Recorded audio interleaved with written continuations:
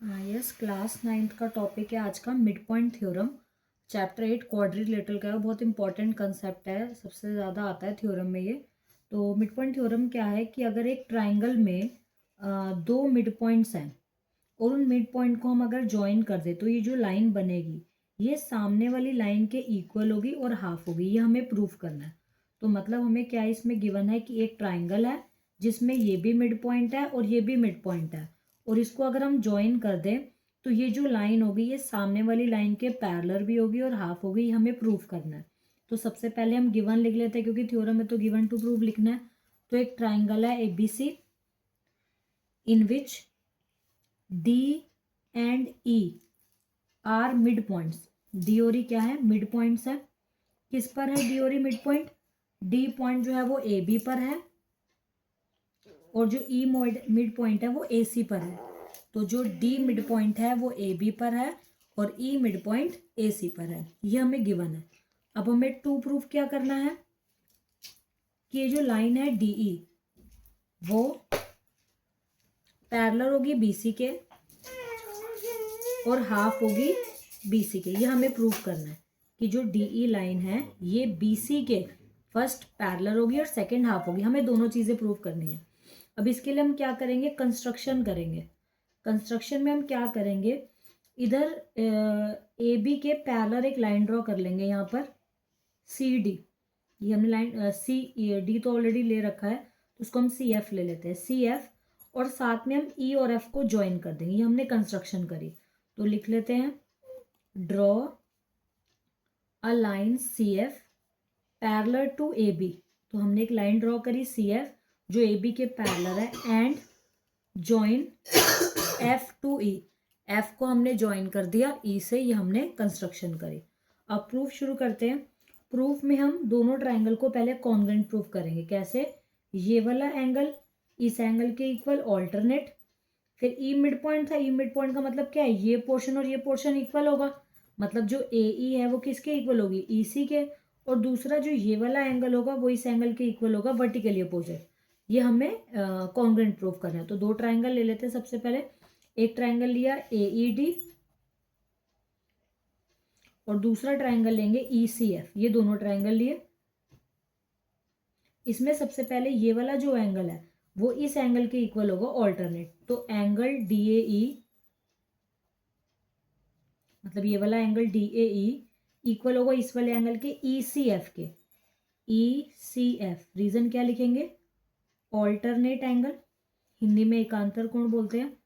Second AE जो है वो किसके इक्वल होगी? EC के, क्योंकि E मिड पॉइंट है। मिड पॉइंट का मतलब इक्वल पार्ट्स होता है। तो AE जो है वो इक्वल होगा EC के, रीजन मिड पॉइंट, या कह सकते हैं E is a mid point. E जो है वो मिड पॉइंट है, ये रीजन है।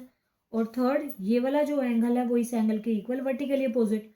AED एंगल AED इक्वल होगा CEF के, reason vertically opposite, vertically opposite. अब ये दोनों ट्राइंगल AED और ECF दोनों कॉन्ग्रुएंट हो गए ECF बाय ASA से। एंगल साइड एंगल, पहले एंगल लिया फिर साइड फिर एंगल, तो दोनों कॉन्ग्रुएंट हो गए। अब कॉन्ग्रुएंट हमें इसलिए कह रहे हैं ताकि हम इसकी साइड्स को CPCT कर सके। तो अब इसमें दो चीज़ें CPCT करेंगे। सबसे पहले CPCT करेंगे कि जो DE है वो EF के CPCT, क्योंकि दोनों एक ही ट्राइंगल, दोनों अलग अलग ट्राइंगल के पार्ट है। D इस ट्राइंगल का और EF इस ट्राइंगल का है।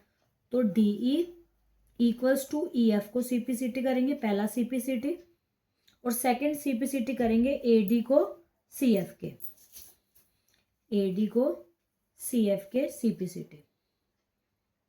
ये दोनों चीजें हमने CPCT कर ली। अब इसके बाद हम क्या लिखेंगे कि जो हमने अभी कंस्ट्रक्शन करी थी कि AB जो है वो किसके पैरेलल थी? CF के। अब AB अगर CF के पैरेलल है, ये हमने कंस्ट्रक्शन करी है, तो जो BD अगर AB पूरी पैरेलल होगी तो BD भी तो पैरेलल होगी।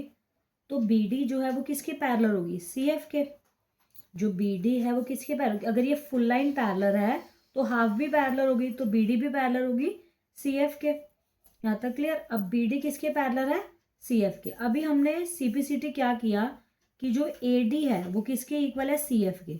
ये यहाँ पर अभी हमने CPCT किया, ये स्टेप मैंने दोबारा लिख लिया। अब हमको ये चीज़ गिवन है कि जो AD है वो किसके इक्वल है, DB के। जो AD है वो किसके इक्वल है, DB के। क्यों, रीज़न, क्योंकि D जो है वो मिड पॉइंट है। D क्या है, मिड पॉइंट। अगर D मिड पॉइंट होगा तो ये पोर्शन इक्वल होगा। अब हमें पता है कि जो AD है वो किसके इक्वल है, DB के। तो AD की जगह पे हम क्या लिख सकते हैं, DB। AD की जगह पे हमने DB लिख दिया, तो DB किसके इक्वल हो गया, CF के। मतलब ये जो DB है ये किसके इक्वल हो गया, CF के। अब देखो DB CF के पैरेलल भी है और DB CF के इक्वल भी है। तो जब सेम लाइन इक्वल भी होती है और पैरेलल भी होती है तो उससे क्या प्रूव हो जाता है कि ये क्या है, एक पैरेललोग्राम है। तो ये पूरा क्या बन गया, एक पैरेललोग्राम बन गया।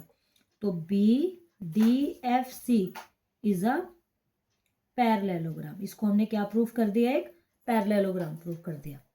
ठीक है, पहले जब पैरेललोग्राम प्रूव हो गए तो दोनों लाइन तो पैरेलल हो ही गई, क्योंकि पैरेललोग्राम में ऑपोजिट साइड पैरेलल होती है। अब उसके बाद हम क्या करेंगे, पैरेललोग्राम के बाद अब हम लिखेंगे कि जो DF है वो किसके इक्वल होगी, BC के। देखो जो DF है पूरी वो किसके इक्वल होगी, अच्छी, DF इक्वल होगी BC के। अब reason, opposite side of parallelogram are equal. Opposite sides of parallelogram are equal, ये हमने प्रूव कर लिया। अब DF को हम ब्रेक करके क्या लिख सकते हैं, DE प्लस EF। BC को हमें BC ही लिखना है। हमने पूरा ये जो DF था इसको ब्रेक करके DE प्लस EF लिख दिया। अब अभी हमने CPCT करा था कि DE और EF बराबर है, तो हम क्या करेंगे, यहाँ पे DE का DE लिखेंगे और इधर EF की जगह पे क्या लिख देंगे, DE, क्योंकि दोनों इक्वल है D और EF। तो अब DE प्लस DE क्या हो जाएगा, 2DE। 2D equal to BC, equal to BC चल रहा था। अब 2 मल्टीप्लाई इधर आके क्या हो गया, डिवाइड। तो DE किसके इक्वल आ गया, हाफ ऑफ BC के। तो ये हम सेकंड चीज हमने प्रूव कर दी। नेक्स्ट हम ये ले लेते हैं, अब DF जो है वो पैरेलल है BC के, ये भी हम प्रूव कर चुके हैं, प्रूव्ड है अब। तो जब पूरी पैरेलल है तो हाफ भी पैरेलल होगी, तो DE जो है वो पैरेलल भी होगी BC के। तो ये यहाँ पे ये इक्वल प्रूव हो गई और यहाँ पर पैरेलल, तो यही हमें प्रूव कर रहा था, हैंस प्रूव।